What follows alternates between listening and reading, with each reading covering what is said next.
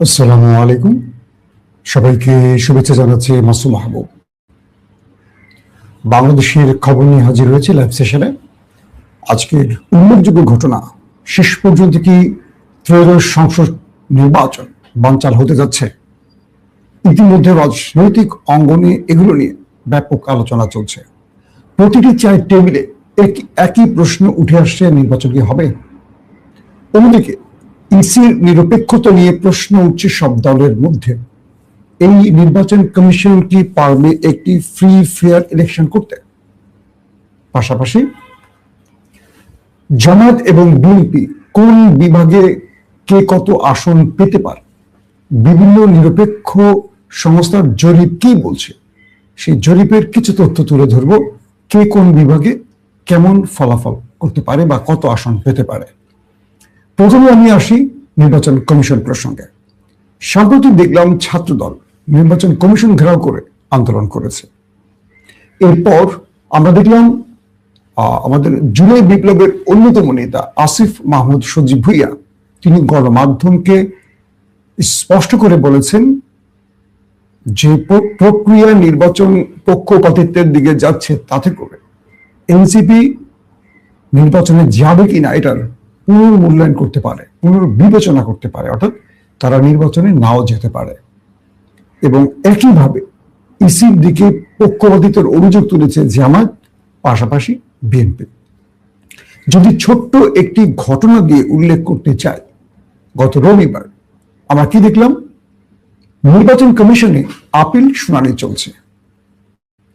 আমরা ইতিমধ্যে দেখলাম যে বেশ কয়েকজন হেভিয়েট প্রার্থী তারা বিভিন্নভাবে ঋণ খেলাপি হওয়া সত্ত্বেও নির্বাচনের বৈতরণীতে টিকে গেছে। অর্থাৎ রাষ্ট্রীয় নিয়ম অনুযায়ী কোনো আইন প্রণেতা বাছাইয়ের ক্ষেত্রে, অর্থাৎ মনোনয়ন চূড়ান্তের ক্ষেত্রে ঋণ খেলাপি হওয়া যাবে না। কিন্তু আমাদের রাজনৈতিক নেতা যারা আওয়ামী লীগ, বিএনপি বা যে দলেরই হোক, যারা রাজনীতি করে, তারা প্রত্যেকেই মোটামুটি ঋণ খেলাপি বলা যায়। এবং এই নির্বাচন সময় আসলে অনেকে ঋণ শোধ করে বা কোনো না কোনোভাবে নির্বাচনের দৌড়ে আসার চেষ্টা করেন। তো এবার যেটি দেখলাম যে নির্বাচন কমিশনে চট্টগ্রামের আসলাম চৌধুরীকে নিয়ে একটি আপিল শুনানি চলছে, এবং সেই শুনানি চলাকালীন অবস্থায় সব দলেরই অংশগ্রহণ ছিল। হঠাৎ করে আমরা দেখলাম যে নির্বাচন কমিশন 10 থেকে 15 মিনিটের একটা বিরতি ঘোষণা দিলেন, যে আপিল শুনানি চলছে, 15 মিনিটের একটা বিরতি। এরপর প্রত্যেকটি দলের লোক সেখানে বসেছিলেন। পাক্কা 1.5 ঘন্টা পর আবারও আপিল শুনানি চলে। প্রথমে যে নির্বাচন কমিশন আসলাম চৌধুরীর মনোনয়ন বাতিল করলেন, অযোগ্য ঘোষণা করলেন, ঠিক বিরতির পর আমরা দেখলাম দুই বিচারপতির মধ্যে কানে ফিস করে কথা শেষে সেই প্রার্থীতা আবার পুনর্বহাল হয়ে গেল, টিকে গেল, বৈধতা পেয়ে গেল। প্রশ্ন হলো কি করে? আসিফ মাহমুদ সজীব ভুইয়া বললেন যে একজন ইসি মানে একজন কমিশন কর্মকর্তা বা কমিশনের পক্ষ থেকে যখন অযোগ্য ঘোষণা করা হয়, এরপরই 15 মিনিটের কথা বলে যে বিরতি হয়, সেখানে 1.5 ঘন্টা সময়টি লেগেছিল এই কারণে যে মির্জা ফখরুল ইসলাম আলমগীরের নেতৃত্বে একটি প্রতিনিধি দল নির্বাচন কমিশনের সাথে রুদ্ধতার বৈঠক করে, এবং সেই বৈঠক শেষে নির্বাচন কমিশন বাধ্য হয়ে বা চাপের কাছে নতি স্বীকার করে এটিকে আবারও বৈধতা দিয়েছে, আসলাম চৌধুরীকে বৈধতা দিয়েছে। এটি হলো এনসিপির অভিযোগ, এবং অনেক গণমাধ্যম কর্মীরাও এই বিষয়টিকে উল্লেখ করেছে। প্রশ্ন হলো, যারা এবার নির্বাচন করছেন এর মধ্যে কতজন ঋণ খেলাফি আছেন, কতজন হলফনামায় ভুল তথ্য দিয়েছেন? আমরা যদি একটু এই বিষয়ে খোঁজ নেই, দেখবো যে অনেকে এর মধ্যে রয়েছে, কিন্তু কোন এক অদৃশ্য কারণে অনেকেই পার পেয়ে গেছে। এখন দুটো বিষয় মাথায় রাখতে হবে। এক, এই নির্বাচন কমিশন দিয়ে প্রফেসর ইউনূস বললেন তিনি বাংলাদেশের ইতিহাসে সবচেয়ে স্মরণীয় একটি নির্বাচন করবেন এবং মানুষ এটিকে মনে রাখবে। কিন্তু আমরা এখন যা দেখছি তাতে করে মনে হচ্ছে যে রাজনৈতিকভাবে যে দলগুলো শক্তিশালী, তারা চেষ্টা করছে তাদের প্রভাব খাটিয়ে যে কোনোভাবে এই নির্বাচনে তাদের পক্ষে বিজয় ছিনিয়ে আনতে। আর এটি করার জন্য সবচেয়ে বড় সমস্যাটি হচ্ছে আমাদের আমলারা, আমাদের রাষ্ট্রীয় কর্তারা যারা নিরপেক্ষ থাকার কথা, তারা কোনো না কোনো দলের পক্ষে চলে যাচ্ছেন, দলবাজ হয়ে যাচ্ছেন। সেটা নির্বাচন কমিশন বলি, প্রশাসক বলি, অর্থাৎ ডিসি, এসপি, ইউনো, টিওনো, যেটাই বলি, যারা নির্বাচনে জড়িত থাকবে, এরা কোনো না পক্ষে অবস্থান নিচ্ছে। পূর্বে যেটি হতো, সব আওয়ামী লীগের পক্ষে ছিল, আওয়ামী লীগের পক্ষে না থাকলেও হাসিনার ভয় সব আওয়ামী লীগ হয়ে গিয়েছিল, ভেতরে বিএনপি জামাত যে ছিল সব আওয়ামী লীগ হয়ে গিয়েছে। আর এবারের দৃশ্যপটটি একটু ভিন্ন। এবারের দৃশ্যপটটি হলো, জামাত যতটুকু পেরেছে তাদের লোককে তাদের মতো করে বসিয়েছে, বিএনপি যতটুকু পেরেছে তাদের লোককে বসিয়েছে, যেহেতু অন্তর্বর্তীকালীন সরকার, কারণ ইউনূস এখানে কোনো পক্ষ না, একদম নিরপেক্ষ ব্যক্তি।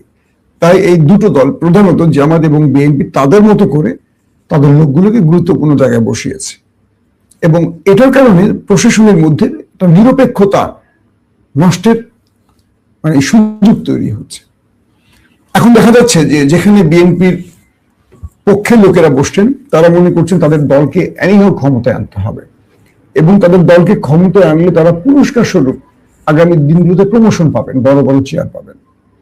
হয়তো জামাতও একইভাবেই ভাবছে, কিন্তু বিষয়টা হলো, এই রাষ্ট্রে একটা অবাধ সুষ্ঠু নির্বাচনের কথা অনেকে ভাবছেন না। তাই ইউনূস চাইলেও এই নির্বাচন কতটুকু সুষ্ঠু হবে এটা নিয়ে প্রশ্ন উঠেছে। এখন যদি আসিফ মাহমুদ সজীব ভুইয়ার অভিযোগটি যেটি এসছে যে ইসি নিরপেক্ষতা হারিয়েছে, জামায়াতও বলেছে যে ইসি নিরপেক্ষতা হারিয়েছে, আপিল শুনানির ক্ষেত্রে দেখা গেছে কোনো ক্ষেত্রে অন্য প্রার্থীরা যখন আপিল শুনানির আবেদন করে, নির্বাচন কমিশন সেই আপিল শুনানি গ্রহণই করে না। তার ব্যাপারে যথেষ্ট তথ্য প্রমাণ থাকার পরও আপিল শুনানি বিভাগগুলো, নির্বাচন কমিশনগুলো এই কাজগুলো করেছে। আবার অনেকের বিরুদ্ধে অভিযোগ থাকলেও দেখা গেছে তাদেরকে বহাল রেখেছে। আবার একই অভিযোগে বা যারা কোনো বড় দলের ব্যক্তি নন তাদেরকে বাতিল হয়ে গেছে। অর্থাৎ আমার যে কারণে আমার মনোনয়ন বাতিল হয়েছে, আমি স্বতন্ত্র বা কোনো দলের নই বলে বা দুর্বল পক্ষের বলে, কিন্তু যে শক্তিশালী পক্ষের তারটা বহাল, একই অপরাধ। এই বিষয়গুলো নিয়ে নির্বাচন কমিশন যথেষ্ট বিতর্কের মুখে পড়েছে। তো এই মুহূর্তে একটা সুষ্ঠু নির্বাচনের জন্য নির্বাচন কমিশনকে যতটুকু সততার প্রমাণ দিতে হবে তারা পারছে না। এবং এই সুযোগটিতে ঋণ খেলাফিদের যদি বিএনপি পারত দল থেকে দূরে রাখতে, অর্থাৎ মনোনয়ন দেওয়ার আগে বিএনপি যদি তাদের ইন্টারভিউতে একটি প্রশ্ন করতো যে আপনাদের কারো ঋণ খেলাপি কিনা কেউ, কারণ এই রাষ্ট্রটাকে তো তারাই লুটপাট করছে। গত 16 বছর লুটপাট করেছে আওয়ামী লীগ। আগামী কত বছর জানি না, 16 বছর না 1600 বছর না 5 বছর কে থাকবে জানি না, যারা আসবেন তারা লুটবেন। কারা আসবেন আমি বলছি না, হতে পারে জামাত আসবেন, জামাত লুটবে, হতে পারে বিএনপি আসবে, বিএনপি লুটবে। তো এই লুটেরাদের আমরা বাছাই করি, আমাদের রাজনৈতিক দলগুলো বাছাই করে কিসের ভিত্তিতে জানি না, তাদের ঋণ থাকার পরও তাদের মনোনয়ন দিচ্ছে কেন দল? এবং এই যে এখন যারা বাতিল হয়ে যাবে, দল যাদের মনোনয়ন দিচ্ছে অনেকেই বাতিল হচ্ছে বা হবে, এটাও দলের জন্য একটা ডিসক্রেডিট। এই বিবেচনাটা দলের থাকা উচিত যে কাদেরকে তারা মনোনয়ন দিবেন আর কাদের ব্যাপারে ঋণ খেলাপের অভিযোগ আছে, গেল একটা ব্যাপার। তারপরের যে বিষয়টি সেটি হলো যে বিএনপির পক্ষ থেকে অভিযোগ উঠছে যে ইসি পক্ষপাতিত্ব করছে। কি সেটা? পোস্টাল ভোটার, বাহরাইন এবং সৌদি আরব নিয়ে কিছু অভিযোগ এসছে যে সেখানে যে কি বলে ভোটারের যে ভোটার আমরা কি বলি যে ভোটদানের যে কাগজটি ব্যালট সেটি পাঠানো হয়েছে, সেটি নাকি কোন একটি রাজনৈতিক দলের ঘরে পাওয়া গেছে। এই বিষয়টিও আমরা দেখলাম নির্বাচন কমিশন একটি উত্তর দিয়েছে। অর্থাৎ কেন যেন মনে হচ্ছে সব এলোমেলো হয়ে গেছে। এই রাষ্ট্রটা সঠিক পথে হাঁটার জন্য যে মানুষগুলোকে দরকার ছিল, দেশপ্রেমিক, নিরপেক্ষ, সৎ, আসলে আমরা সেই সৎ লোকগুলোকে তৈরি করতে পারিনি। আমরা সবসময় একটা দলের মধ্যে পড়ে যাই, এই দল চলে গেছে, এই দল ক্ষমতায় আসবে, এই দল লুটবে, আবার ওই দল বিদায় নিবে, আবার আরেকটা দল আসবে। আজকে শেখ মুজিবের মুরাল বা মূর্তি ভাঙা হচ্ছে, আগামী আবার আওয়ামী লীগ এসে অন্যটা ভাঙবে। আজকে জিয়ার কি বলে বিমানবন্দর জিয়াউর রহমানের নাম চেঞ্জ করা হয়েছে, এরপরে শেখ হাসিনার বাপের নাম চেঞ্জ করা হবে। এখান থেকে রাষ্ট্র বেরোতে পারে না। 71-এর ইতিহাস পাঠ্য বইয়ে বাচ্চারা, ধরেন একজন লোকের 3টা বাচ্চা, এই তিনটা বাচ্চা তিনটা ক্লাসে পড়ে। একটা বাচ্চা 71-এর ইতিহাসে পড়ছে, সবকিছুর মালিক ছিলেন, সবকিছুর মহানায়ক ছিলেন শেখ মুজিব। পরের বাচ্চাটা পড়তেছে সবকিছুর মহানায়ক ছিলেন জিয়াউর রহমান। তারপরে বাচ্চাটা এসে পড়তেছে সবকিছুর প্রধান মহানায়ক ছিলেন গোলাম আজম। তিন বাচ্চা পরবর্তী ঘরে বসে খেতে বসে ঝগড়া শুরু করছে এই তিনজনকে নিয়ে। এই দেশটা এমন একটি দেশ যেখানে প্রতি বছরই পাঠ্য বইয়ে ইতিহাস পরিবর্তন হয়। তাই ইতিহাস পরিবর্তনের দেশে আসলে ইতিহাস থাকে না, ইতিহাস ধর্ষিত হয়ে যায়। তো এখন যে বিষয়টি হলো যে যদি কোনো কারণে এই পক্ষপাতিত্বের বিষয়গুলো আরো গভীরভাবে ধরা পড়ে, হয়তোবা এই নির্বাচন বানচাল হতে পারে। এই নির্বাচনকে কে বা কারা বানচাল করবে জানি না, কিন্তু এই অভিযোগগুলো আগামী দিনে আরো বড় আকার ধারণ করবে। নির্বাচন কমিশনকে, প্রশাসনকে এখনই নিরপেক্ষতা প্রমাণ দিতে হবে, কারণ এখনই যদি এই অবস্থা হয়, ভোটের দিনে কি হবে আন্দাজ করা যাচ্ছে মোটামুটি। দর্শক, তারপরের যে খবরটি দিয়ে শেষ করতে চাই, জামাত ইসলামের কিছু জরিপের তথ্য এসছে আমাদের কাছে। সেখানে দেখা গেছে যে জামাত খুব পরিকল্পিত টার্গেটে এগোচ্ছে। তারা তাদের জোটের মধ্যে কিছু ব্যক্তিকে যে কোনো উপায়ে পার্লামেন্টে আনতে যাচ্ছে। আমি জামাতে কয়েকজন ব্যক্তির সাথে, খুব গুরুত্বপূর্ণ ব্যক্তির সাথে কথা বলেছি, এনসিপির সাথে কথা বলেছি বা জোটের অন্যদের সাথে কথা বলেছি ফোনে বা সাক্ষাতে। আমি যেটা বুঝলাম, জামাত কয়েকজন ব্যক্তিকে তাদের টার্গেট যে কোনোভাবে তারা পার্লামেন্টে নেবে। যদিও তারা জোটের সবাইকে ভোট দেবে, কিন্তু কোনো কোনো ব্যক্তির জন্য তারা আলাদা হিকমত কাজে লাগাবে। এর মধ্যে ঢাকা থেকে নাহিদ ইসলামকে বিজয় করার জন্য তারা ব্যাপক কাজ করছে। কিরকম?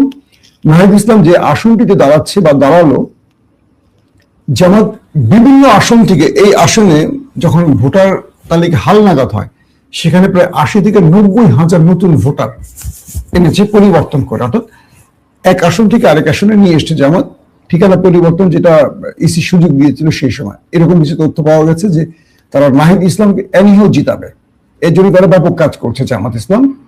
এবং তারা পাটোয়ারিকে, নাসিরউদ্দিন পাটোয়ারিকে মির্জা আব্বাসের বিপরীতে জেতানোর জন্য তারাও সেখানে ব্যাপক কাজ করছে।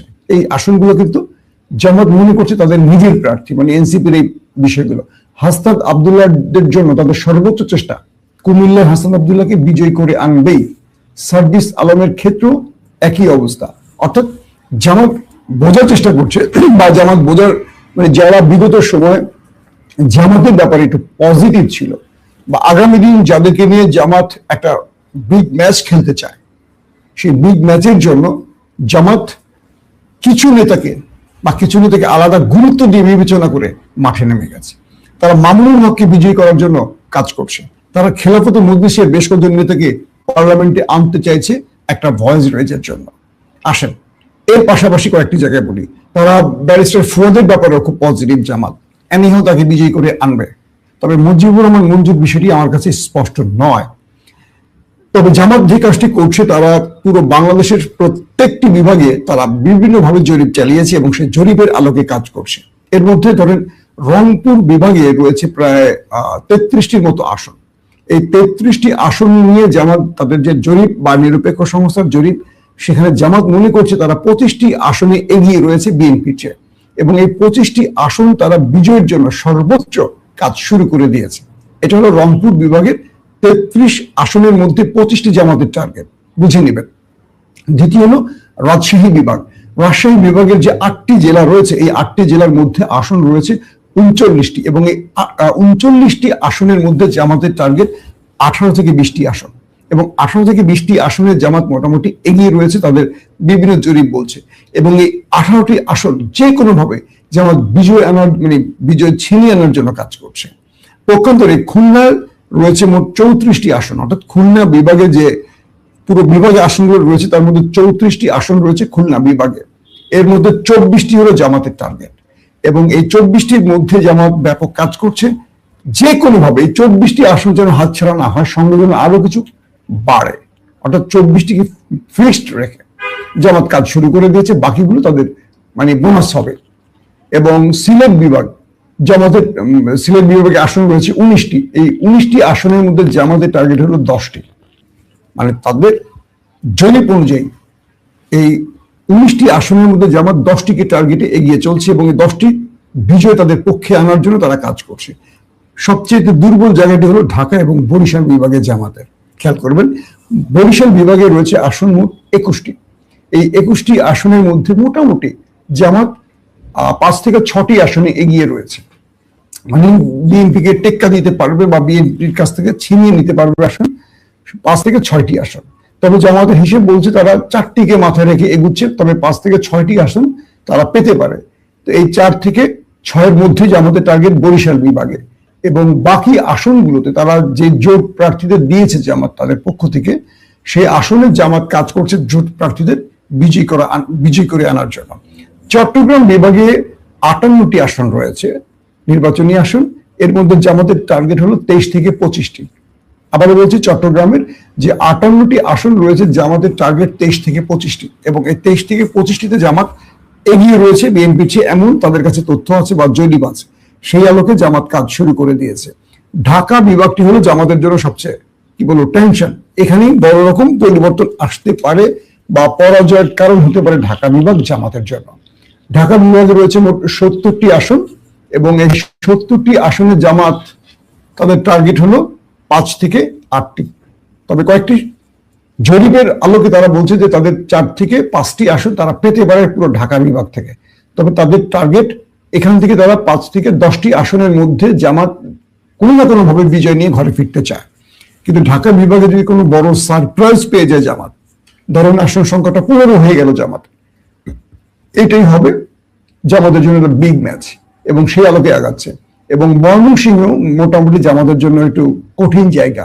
24টি আসনের মধ্যে ময়মনসিংহ বিভাগে 3টি জামাতের টার্গেট।